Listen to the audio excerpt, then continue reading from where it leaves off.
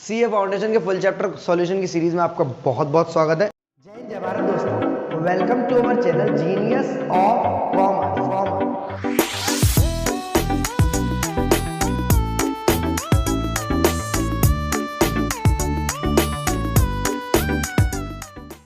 जय हिंद, जय भारत दोस्तों, welcome to our channel genius of commerce. Guys, final accounts का चैप्टर चल रहा था हमारा, जहां पर practical question number 1 last video में कंप्लीट किया। आज हम बात करेंगे प्रैक्टिकल क्वेश्चन नंबर 2 की। क्वेश्चन आपको यहाँ दिख रहा होगा, Sengupta and company employees a team of 8 workers who were paid 30,000 per month each in the year ending 31 March 2019। Sengupta and company ने 8 एम्प्लॉय रख रखे हैं अपने।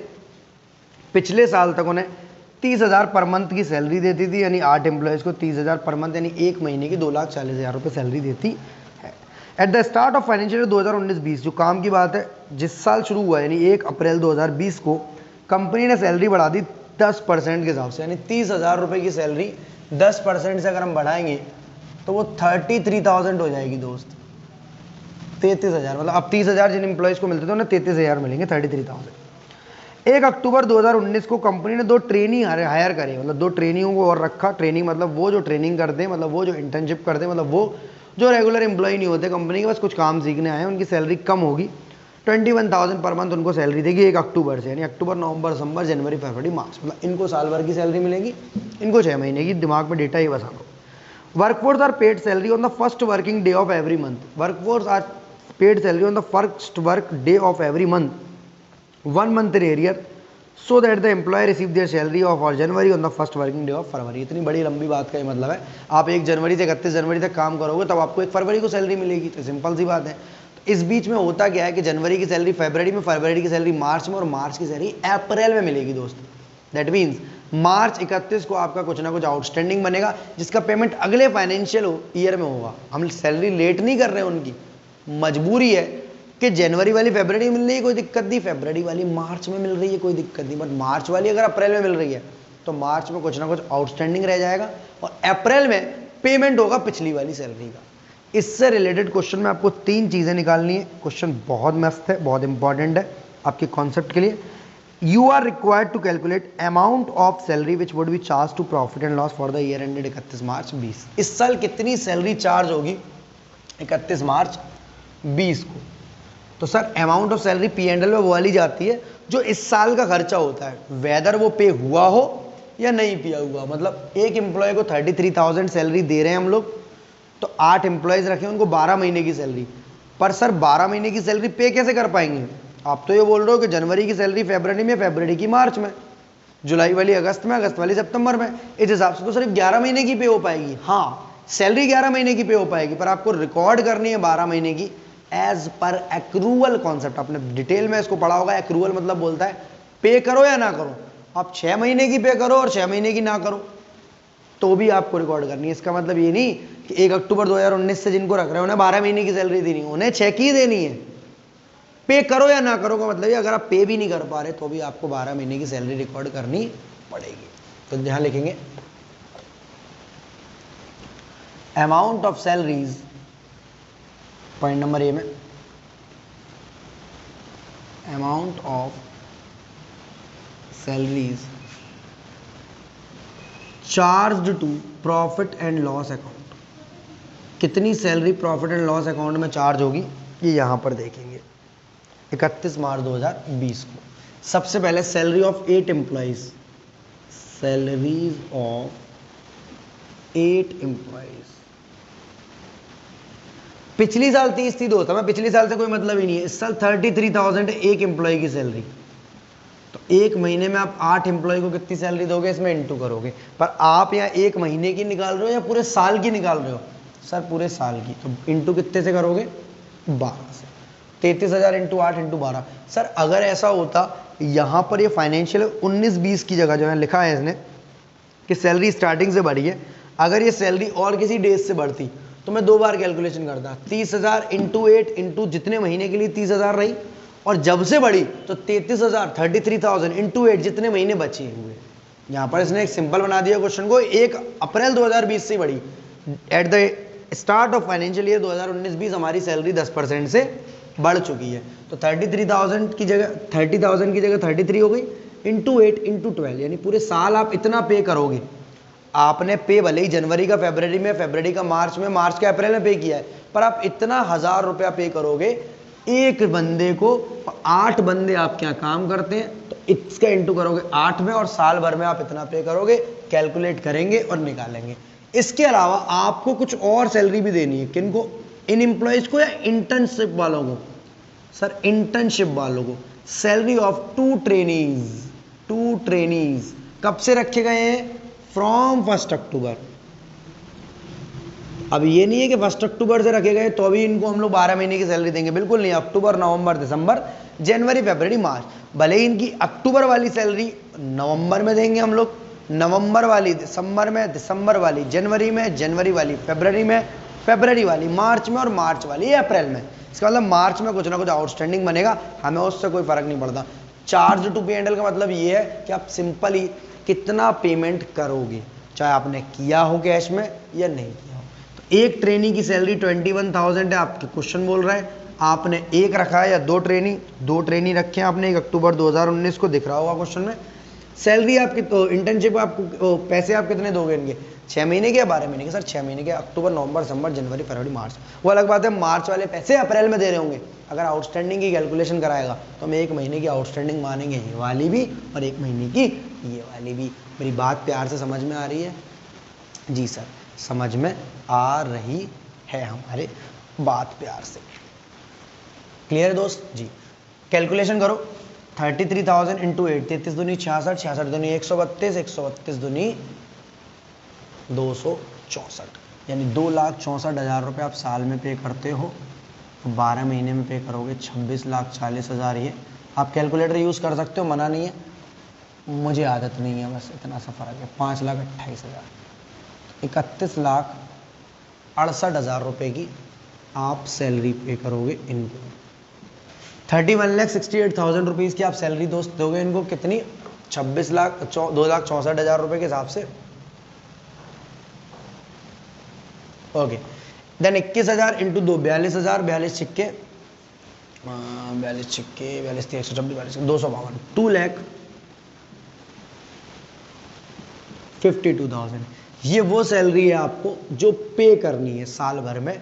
पे करियो या नहीं करियो, आपको P&L में चार्ज क्यों करनी है? क्योंकि सर P&L एक्रूवल कॉन्सेप्ट मानता है। एक बंदे की सैलरी इतनी, 8 बंदों की इतनी और साल भर की इतनी। एक बंदे की सैलरी इतनी, 2 बंदों रखे हैं इतनी, 6 महीने की। 8 और 2 10, 6 और 5 11 और 1 12, 31 और 2 33 और 1 34, 34,20,000 रुपीज़ की सैलरी आपकी कहाँ आएगी? Charge to P&L। Point number 2 आपसे पूछ रहा है,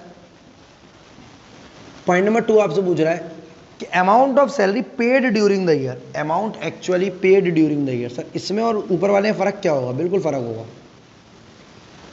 क्योंकि पूरे क्वेश्चन में ऐसा लग रहा है कि जब काम 33,000 का था तो 30,000 क्या मजाक करने के लिए दिया हुआ है क्वेश्चन में? उसकी क्या मतलब था पिछले साल का? क्योंकि उसका मतलब है amount actually paid during the year का मतलब क्या होगा? देखो दोस्त, मैं आपको जो समझा रहा था बात, ये 33,000 की जो सैलरी है जो कि 8 पर्सन्स को आपको देनी है ईच, ये सिर्फ 12 महीने की सैलरी हमारी है। पर हम पे कितने की कर पाएंगे? 11 की।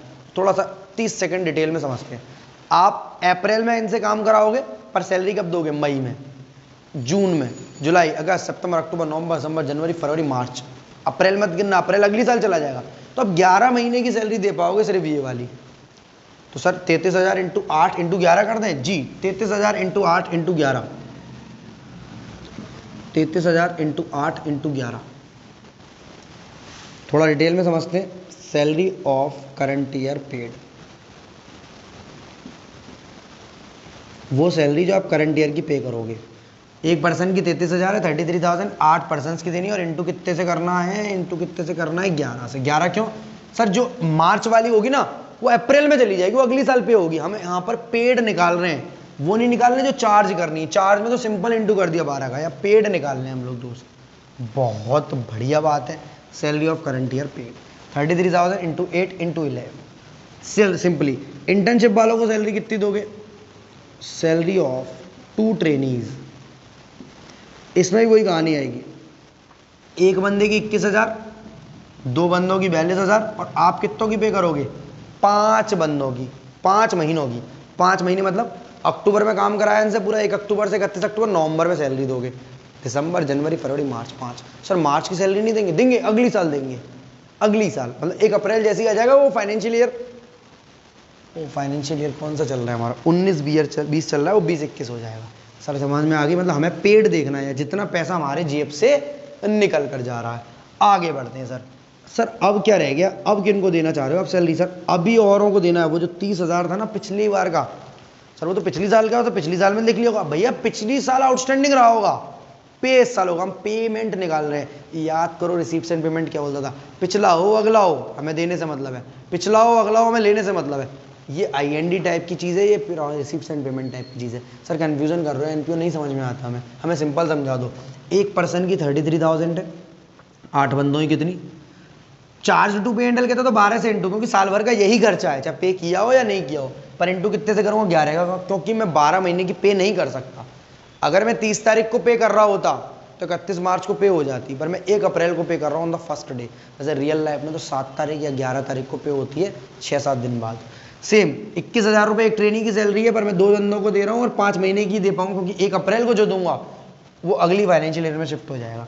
तो यहाँ पर लिखूंगा मैं आउटस्टैंडिंग सैलरी, इसलिए वो आपको 30,000 रुपये इतनी देर से दे रहा है, बाकी उसका कोई काम नहीं है। Outstanding salary of last year, sir last year को इस साल क्यों ले रहे हैं, क्योंकि सर वो पेमेंट इस साल हुई है।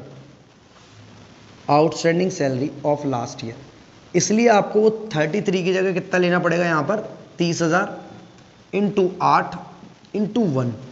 यहाँ मुझे बताया कोई 1 का इंटू क्यों किया, इसलिए कि 11 को 12 बनाने हैं? नहीं सर, इसलिए क्योंकि पिछली साल 30,000 इंटू 8 आउटस्टैंडिंग रह गई होगी, वो इस साल पे करेंगे।